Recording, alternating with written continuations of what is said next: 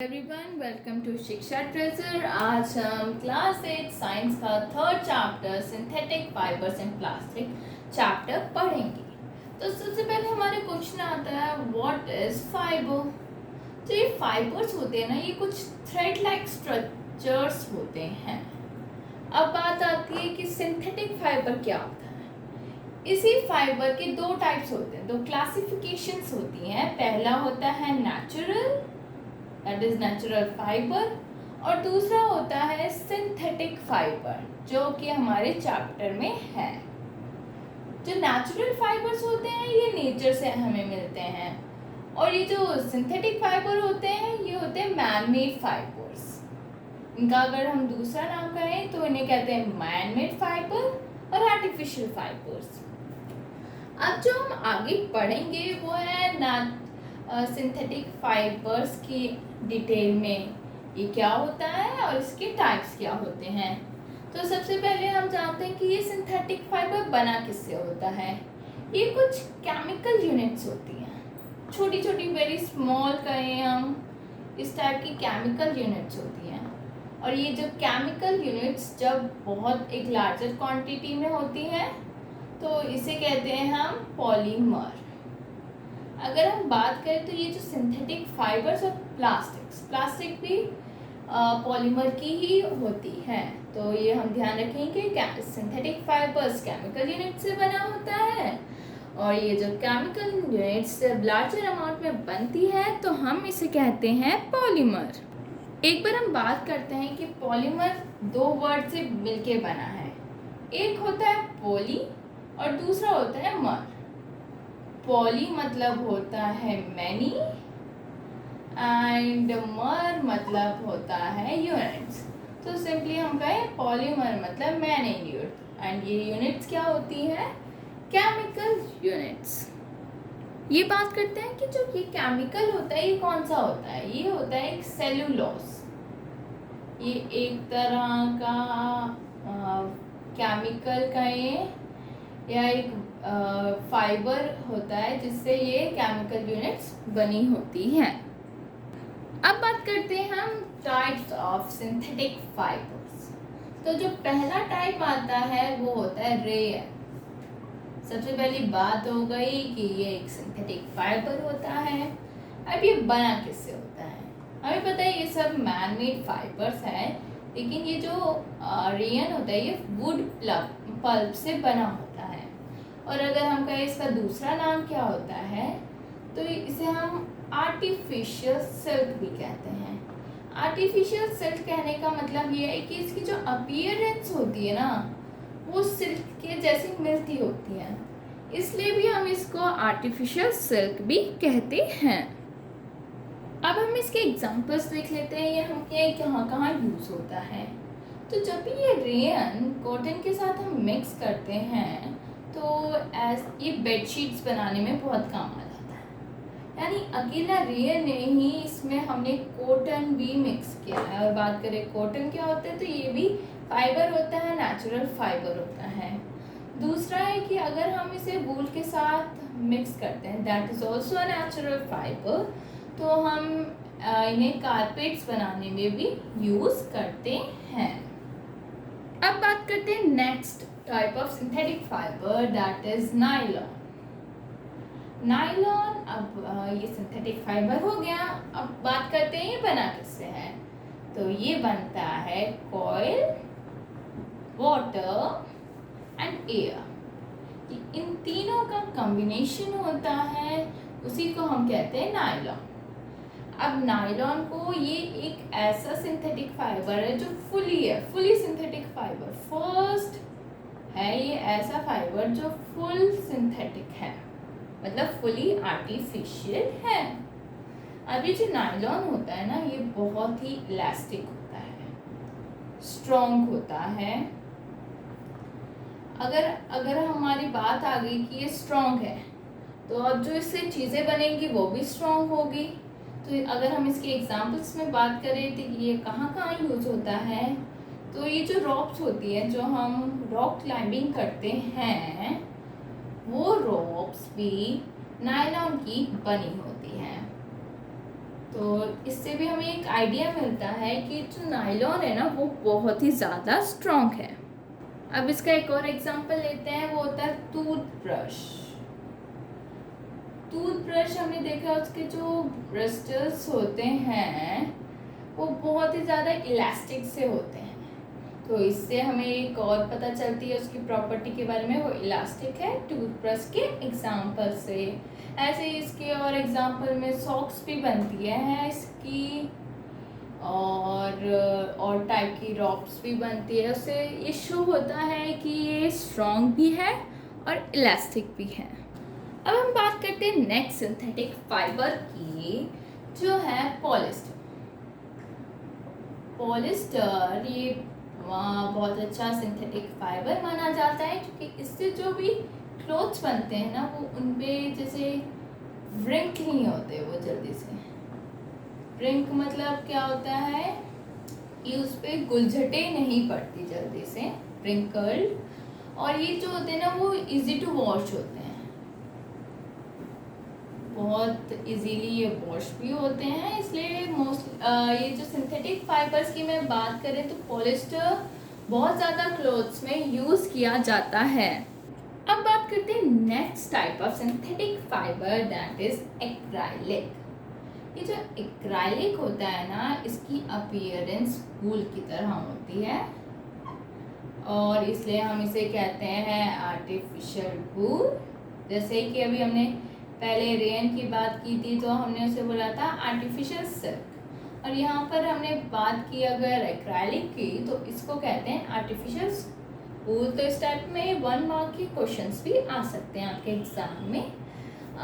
बात करते हैं, ये ना बहुत सारे वेराइटी ऑफ कलर्स में अवेलेबल्स होता है। इसके बहुत सारे कलर आते हैं मार्केट में, जो भी क्लोथ्स वगैरह या जिस भी चीज़ में ये यूज़ होता है एक्राइलिक, तो उसमें बहुत सारे कलर्स अवेलेबल होते हैं।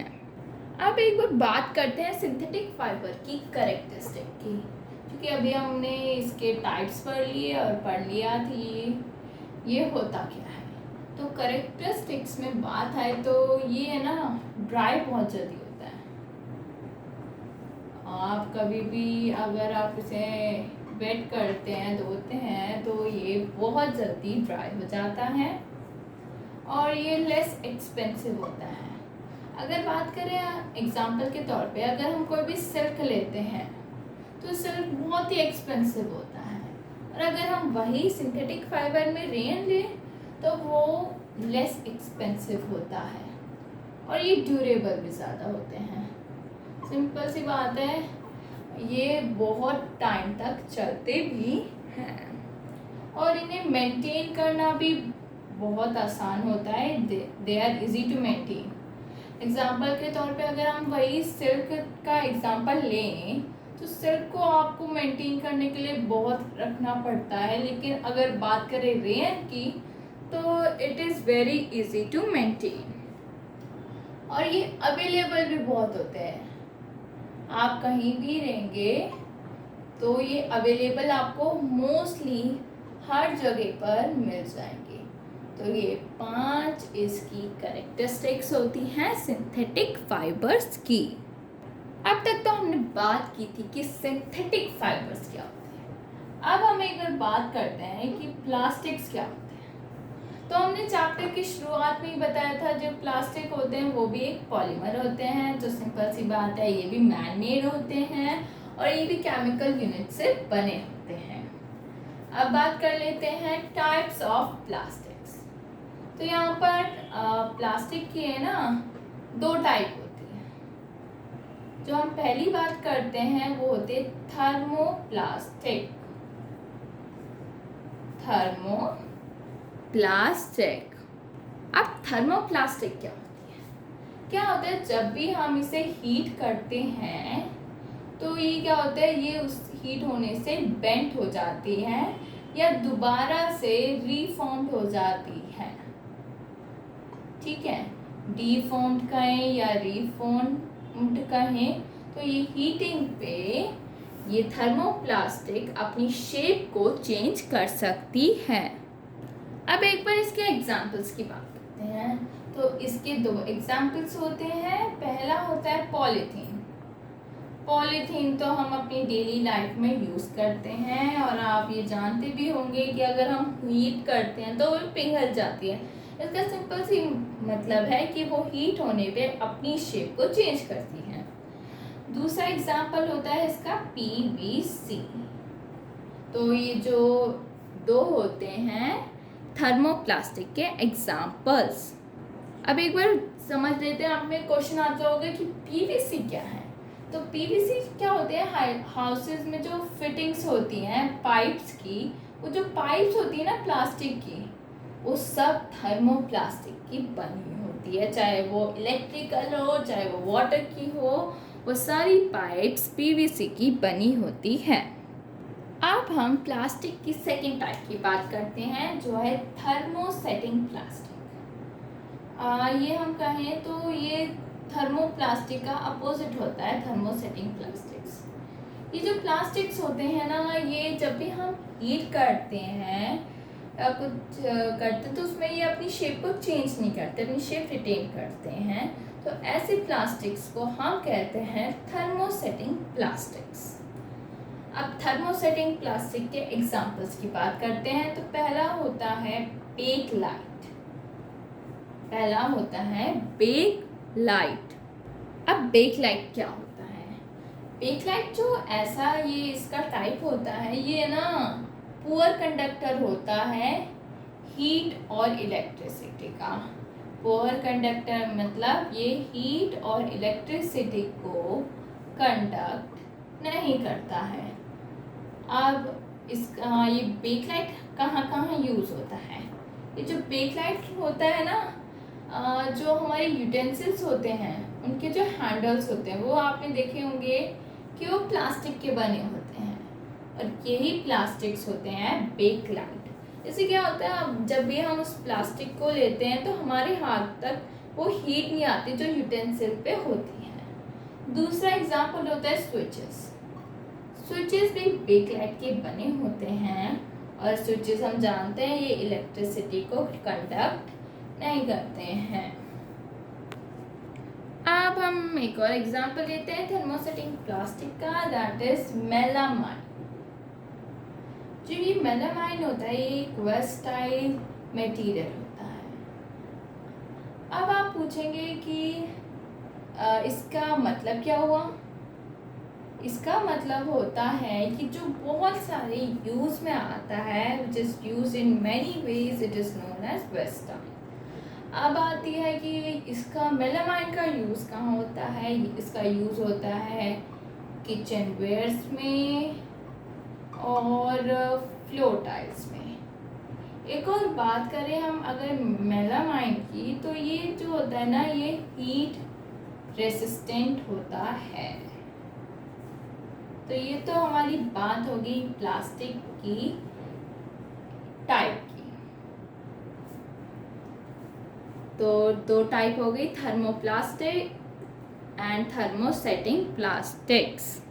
अब हम एक बार प्लास्टिक की कुछ प्रॉपर्टीज़ के बारे में बात कर लेते हैं। सिंथेटिक फाइबर्स और प्लास्टिक की प्रॉपर्टीज़ कुछ कुछ मिलती भी होती हैं। जैसे ये पहली है कि ये लोअर रेट में होता है।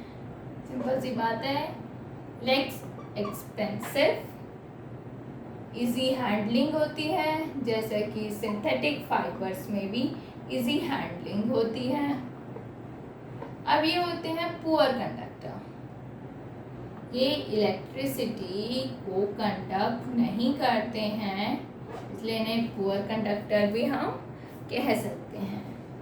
इनकी गुड स्ट्रेंथ होती है, सिंपली हम कहें तो दे आर मोर ड्यूरेबल। और सिंपल सी बात है, इनकी आयरन की तरह इन पे रस्टिंग भी नहीं होती, तो इसलिए भी ये हम मोर ड्यूरेबल कह सकते हैं। और ये एक और बात हुई तो ये लाइट वेट के होते हैं। हम अगर इनमें कोई भी चीज़ स्टोर करते हैं तो हमें एकदम लाइट वेट होता है एज कंपेयर टू आयरन। अब तक तो बात हम कर रहे थे इनके टाइप्स की, इनके फायदे की कहें।